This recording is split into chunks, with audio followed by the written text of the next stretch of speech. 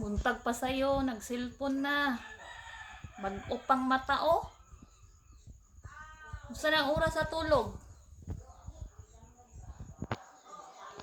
Oh, piyawa dyan ni, oh.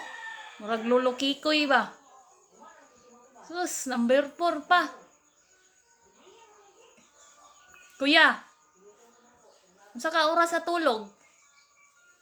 Ha? Kuya Christian. Shh. Kuya, saan ka oras sa tulog? Kadlaw na? Oh, tulugon pa ka, nag-cellphone na ka.